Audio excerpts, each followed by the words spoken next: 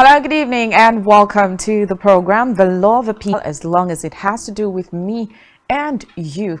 My name is Rachel David White, and I am your host. Well, in Nigeria, just few things because a whole lot of things are trending.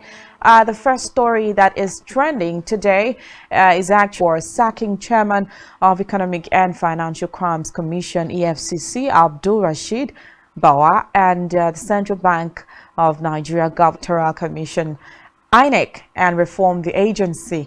Let's get to know your thoughts on these as well. He is a human describing the 2023 elections as the worst in the history of Nigeria. In his works, corruption. Endemic corruption has suffered a massive blow. Next is the president to dismantle INEC. Everyone will agree that logistically, war reform has nothing to do with facts of election results.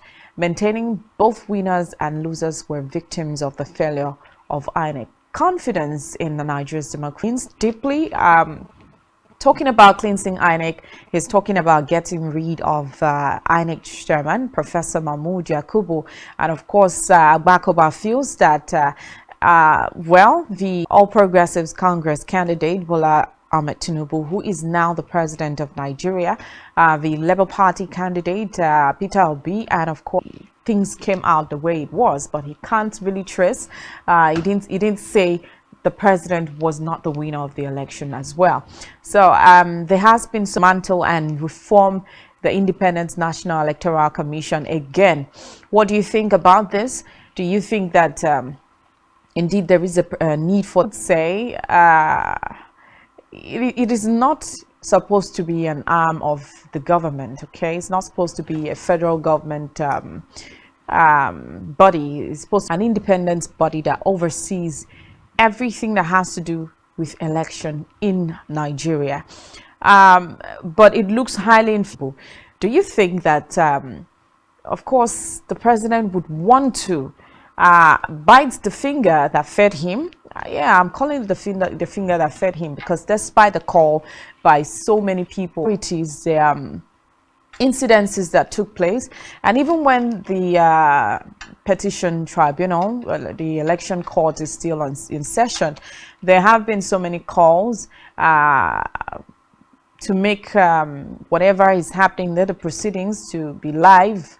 So that particular petition that was being prayed by the PDP presidential candidate and of course the Labour Party presidential candidate.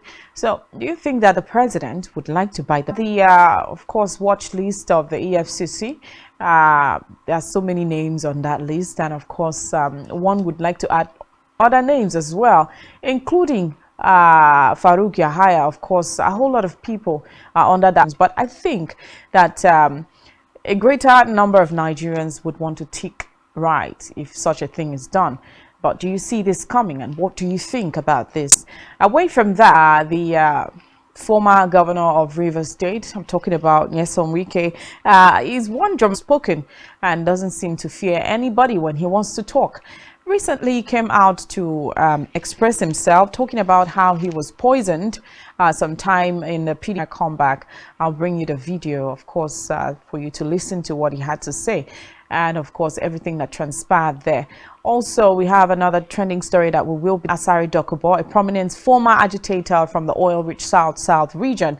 And of course, the outcome of that meeting sparked so many reactions. We'll also take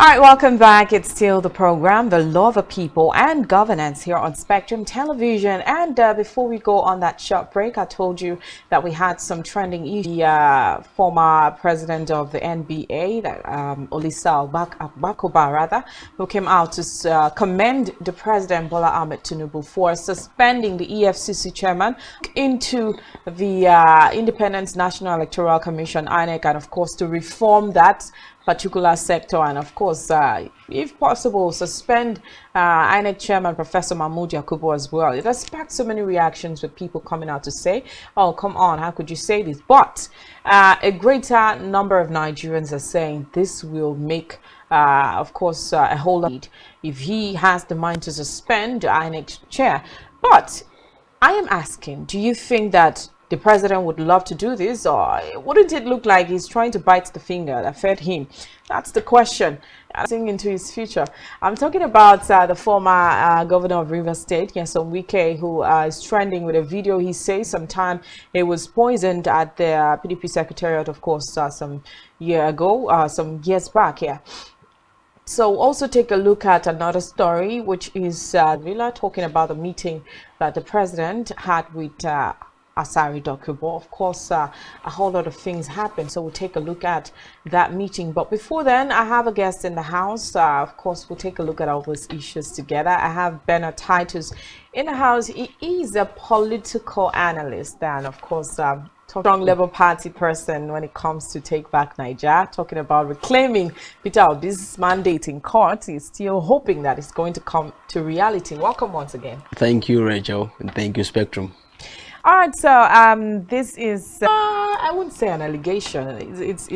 It's calling on the president to do something that would wow Nigerians. Yes, I'm saying something that would wow Nigerians. Saw Bola Ahmed Tinubu as our president today. And of course, we talked about the pocket of irregularities, the incidences we had. We talked about the rigging, should I call rigging formula? The things we saw that happened. Yes. So suspending Bawa. Yeah, the EFCC chair was a good one. Suspending Godwin Emefiele, the CBN governor, is a good one. Why don't you go ahead and suspend, of course, the INEC chair as well, and of course, if possible, reform that whole of the 2023 presidential election. That's right. Despite the calls by so many people, in fact, a case that is still in court, despite the things we saw, despite the calls by so many groups, so many people, look into this thing again, cancel these elections, even opposed when the PDP and of course the LP prayed the court to make the proceedings in court live. That's right. And then there was a question as to what gives them the right to do that. I thought they were supposed to stand down since everything was done in fairness and equity. Let's see how the court is going to, bring out the truth. So the question is, what is your take on this? Would the president really bite the finger that fed him? Yes, I'm calling the finger that fed him because that is the sector. I just hope and sincerely that Bola Ahmed Tinubu and his entire APC cabinet are listening.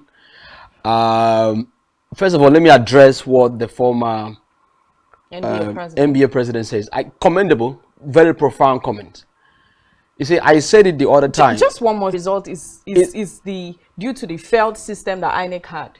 I quite agree with him. Like I said, I quite agree. But sometimes when I want to speak on this very station on issues, I'm like, God have mercy. So that I told an FM that called me in Lagos a few days ago that Bola Ahmed Tinubu, phrase that I love, he said, when the justice system is entirely corrupt, what will happen to the body politics? He said it will be entirely rotten. And we are talking about a man who was labeled criminal by the international community. We are talking about to have a double standard nationality. Yeah, at the end of the show, I got a question I know. I'm going to remind you. There are fact findings. I will send you the document. Okay. Bola Ahmed Tinubu is not a Nigerian by his double nationality. And however, let's leave that aside. If we must clean, they said, who that must appear before equity must come with a clean hands. How dare Bola Ahmed Tinubu say that they want to sanitize the MBAs and the judicial system? How? And I stand corrected. You still saying that was part of the fingers? Findings result that I've gathered from the IREF portal. Now, we conducted National Assembly. conducted House of Assembly, there was no glitches. When it was a presidential, there was glitches. Now, the question is, who are responsible or who were shadowed with the responsibility of in the ongoing care procedure? Like I said, I commend Olisa Agbagova. Firstly, which is very important, if Bola Ahmed Tinubu must let us know that indeed he wants to fight corruption, which he cannot, which I challenge that fact if he want to fight. Now, I quite understand that Abdulrasheed Bala was just an issue regarding with him flavoring the mission. These two individuals is going to be a target. How? Because I remember vividly in Adamawa where he clearly stated consolidation in his policy.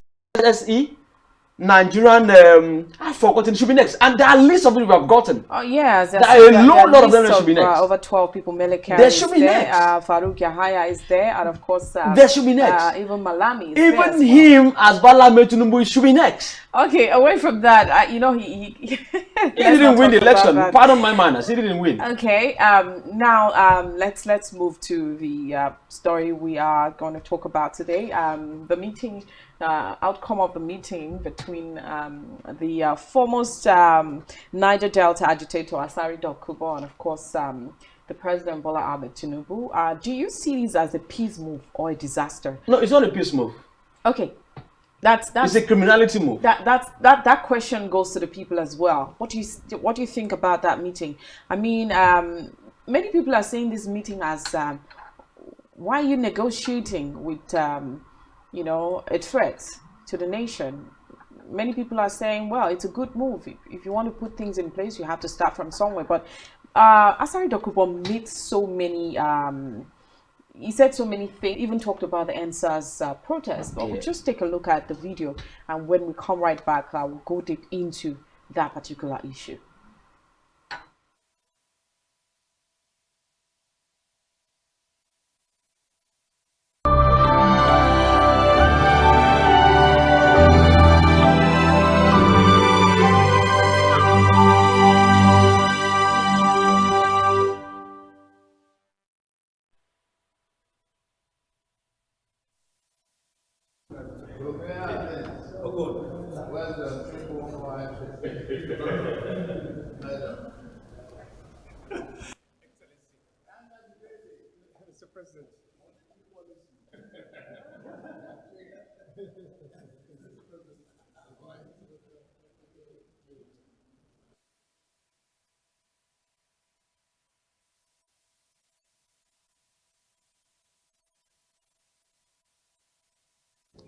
He just to come and say hello to my father.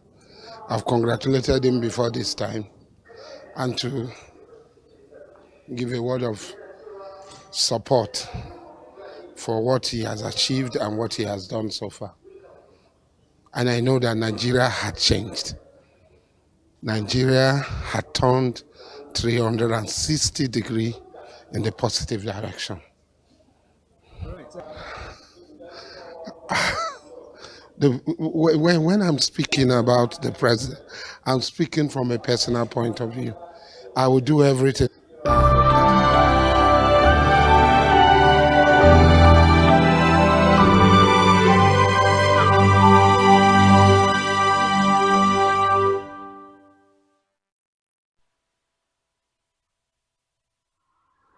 All right, welcome back. It's still the program, The Law of the People and Governance. And of course, the main issue on ground today is the Asari Dokubo issue. And of course, there are so many reactions as to Asari Dokubo was seated.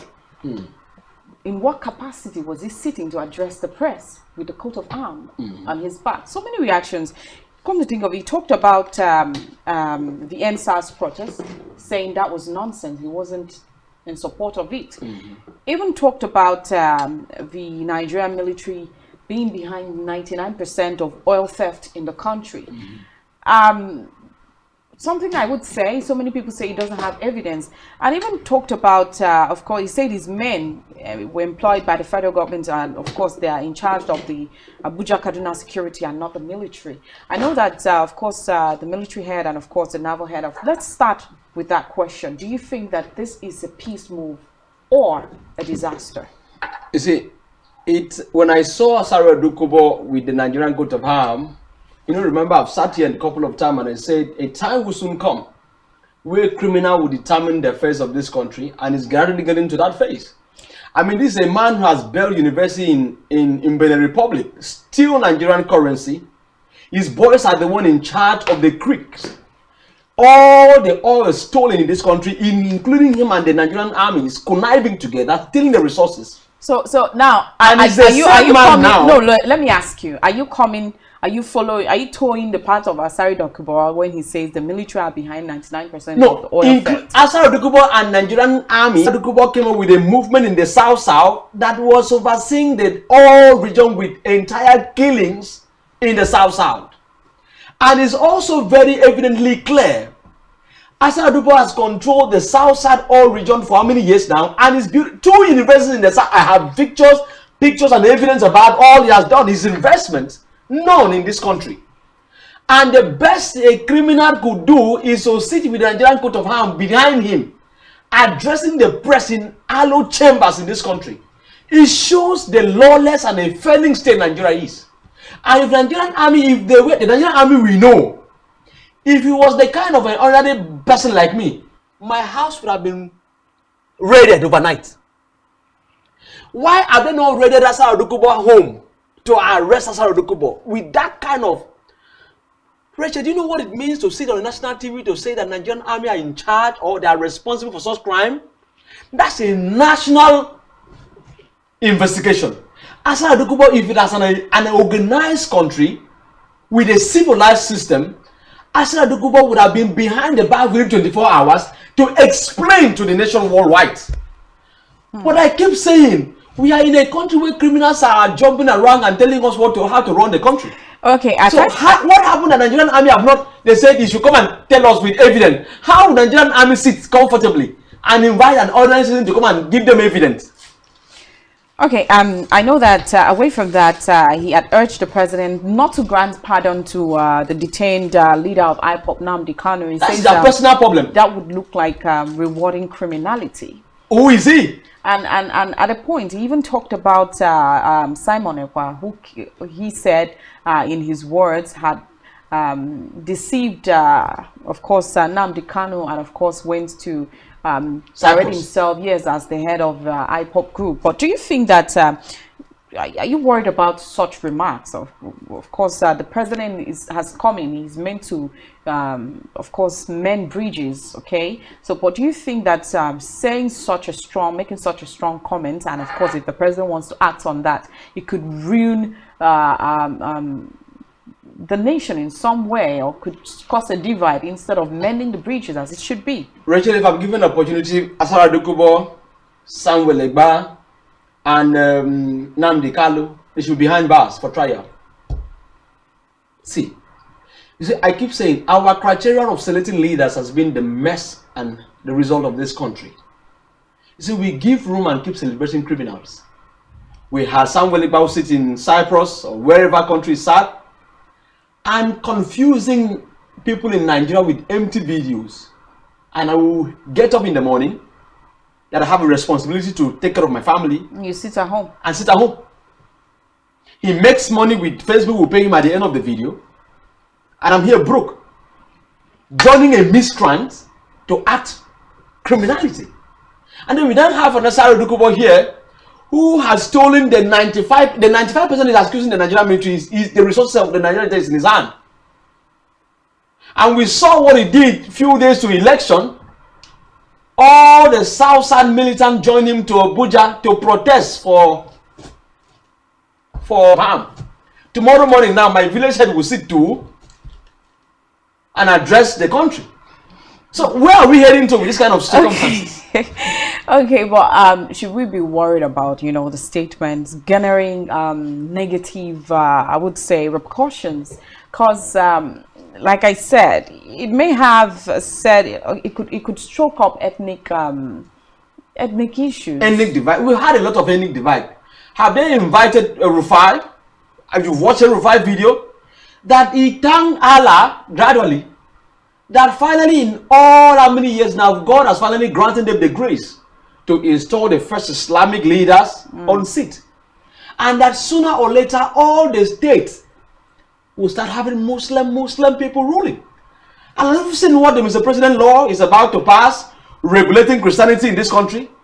You remember I sat here and I told you, sooner or later, criminals will detect the affairs of this country.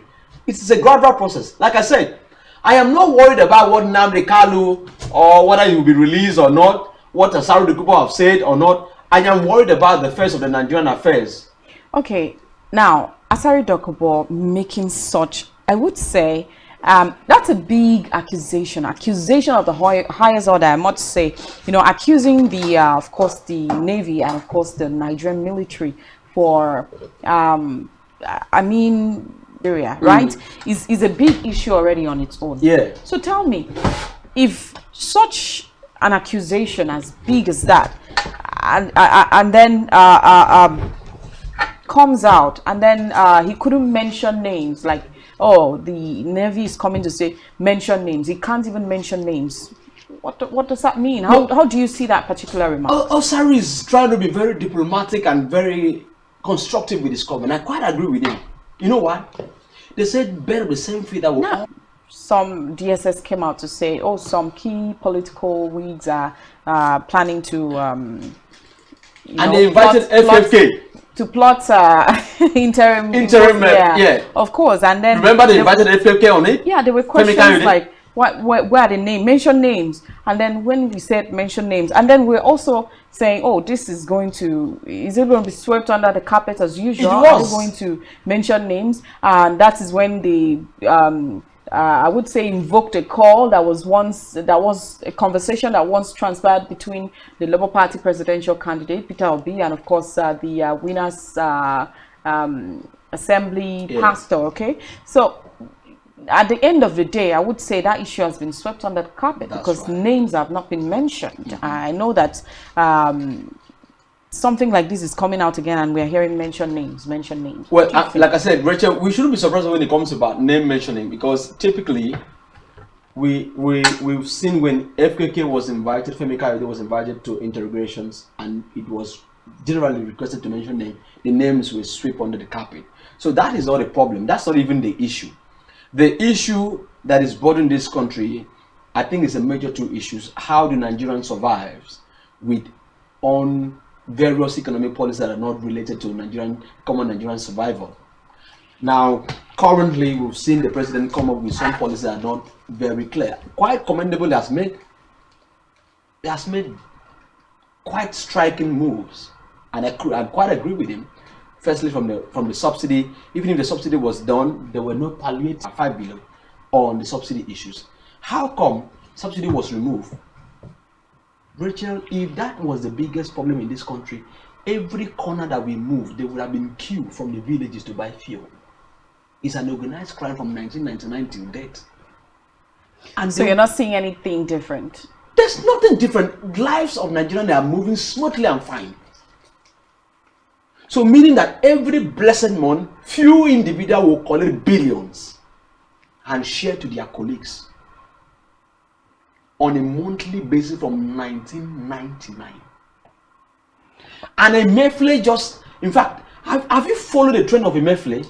That one was an organized, in fact, it was, and I stole a friend of mine. Away from that, I think there have been, I don't know how true it is until, of course, we find it factual. Of course, we can talk about that, but there have been some rumors and speculations that Ghana Must Go filled with currencies have been found in his apartment in Lagos, and of course we don't know how true that is. No, that's very true. I followed the trending even when, I think that it was live when DSS invaded his house in Agbo, and I saw a building three major buildings owned by Emefiele. And that aside, that could be his personal. Now, that makes me ask a question. What happens to this asset declaration before? I know. Did Bala Tinubu declare his asset? How is that supposed to work? No, it's as simple.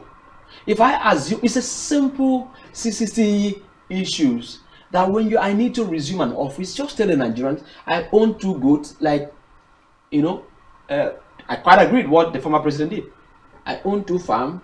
I have 1,000 naira in my account. Oh, talking about what the president did, how can the president you saw the video? How can the president have 100 cows for 8 years and none? No, None has put to birth, none has No, died. it's 100 cow. It's a typical Nigerian 100 cow you own. No, none died. No, how will it's not a president cow. None put to birth. They cannot. It's a presidential cow.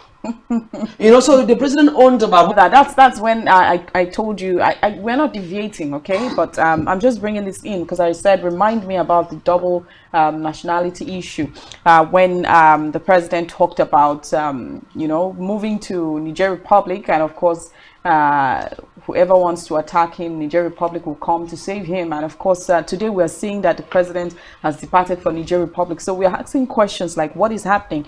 Is he He's protecting his ancestry. That's his origin. Who wouldn't protect his origin? So how the do you know the same way Bola Ahmed Tinubu is protecting Guinea. We saw him immediately after election. 2 days later, we saw him with the Guinea president. Okay, now let's come back to Asari Dokubo issue. Of course, he has made a very strong accusation, not just accusing the military of owning 99% of the oil theft issue in the country, you know, road, and not the military. Well, I'm wondering on what criteria, what certification, sorry, pardon me. You see, this country, I don't know those who are in charge of responsibilities. At the little level where I'm standing, sometimes I look at their decision, I'm like, how did they certify Asari Dokubo? Where did he get his professional training from? To be given shadow responsibility of...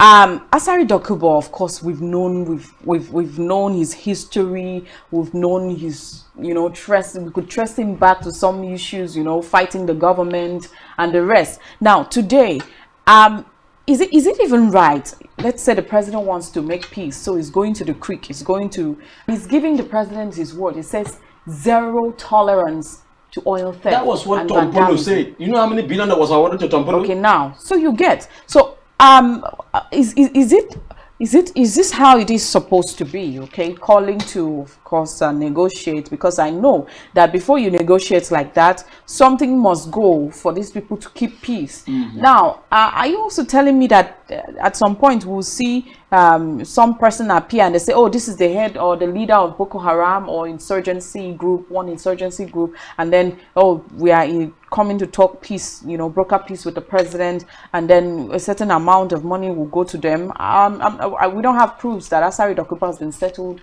with any come out, and then of course some other person call, oh, this is the head of an insurgency group, they have come to broker peace, and they have also promised that from today onward we'll not be hearing that there was a train, you know, something happened on the railway again, and so many passengers were kidnapped or something. And then don't you think that if this keeps on happening, right, I mean, some angry Nigerian youth will just sit down somewhere and start causing one problem and then wait for the president to also invite them and settle them? Is this the path to toll? Well, for us to find ways for all of these, to find resolution in all of this, I keep saying our leadership criteria and selecting leaders, something is fundamentally wrong. The First Republic, does it well managed and better? I watched a video when is it Azik or arrived in United States? I saw queens, kings, right, presidents were waiting already at the airport. They were royalty celebration. Do you know what happened? All the African presidents will be packed in one bus for an international conference. One bus. Once they are in one singular event. You know what? African countries were supposed to unite and form a national unity where international community, we should have one trade zone. But this is where the same country, we are the same people selling our wealth. Look at what Dangote has done. And we have 5 refineries non-functional in this country. You see this country? They should sell it and give us change.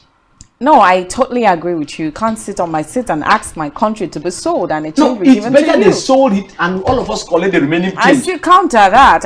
You know why I say so? Because if you check, how can an individual... I won't even allow you to say the reason why you said so. It can't happen. It's already been sold. It hasn't been sold. A country that has spanned decades is importing toothpick that I can go to my village and just hold the stick. A country, I mean, a living breed oil well nation importing toothpick. When we they have don't want leading this country. that's And probably that's why, you know, I criticize them a lot. So that's why some of them, when they call it like, come, what is wrong with you? I said, it's fine. I need to criticize you because all of you have failed. Okay, still on the show, the love of people and governance here on Spectrum Television, and we've been looking at some issues. The main issue we've been talking about is the meeting that took place on Friday between the Nigerian president, Bola Ahmed Tinubu, and of course the foremost Niger Delta agitator, who said he was just there to say hello to his father, and of course he had congratulated him before then, and came to give has turned 360 degrees in a positive direction. And talking about the reactions, the Nigerian army has reacted to allegations by the ex-Niger Delta militant leader Asari Dokubo that some cabals in the military are involved in oil theft in the region. I told you already that Dokubo made the claims when he visited President Bola Tinubu in Abuja on Friday. Well, the Director of Army Public Relations, Brigadier General Onyema Wachuku, said the Nigerian army have been vigorously engaged in the fight against illegal oil bunkering, oil theft, illegal oil refining, and other sundry crimes in the region with positive result. And he said the intervention had produced positive result. Military people that are involved in oil crude theft, he said, let engagement and think that we will just sweep it down the carpet. Well, I hope it doesn't get swept under the carpet as usual, because like I said, it's a very strong allegation. And also the Navy, which he also accused, came to also, of course, names come out. I've never seen a situation where names come out. Okay, I can't remember a time where allegations was made, and of course names come out as well. But Dokubo also met with the Senate President Godswill Akpabio, all in a bid to chart Akpabio, okay, to chart a course forward in addressing. Do you think that it is productive or is unwarranted? I mean, seeing him emerge, come forward and start advising political leaders, I mean, well, is it unwarranted, or is it? Sorry, maybe he has repented, but for me he's a criminal. White foreigners who came to drill oil, mobile staffs, that was oil well that is guided by top classified individual in this country. Well, no, you know what I'm saying. Asari coming out to lay his own claims on the Nigerian army, and then you coming to, of course, claim that Asari has. See, it's very easy to die with criminals and accuse them more criminals themselves.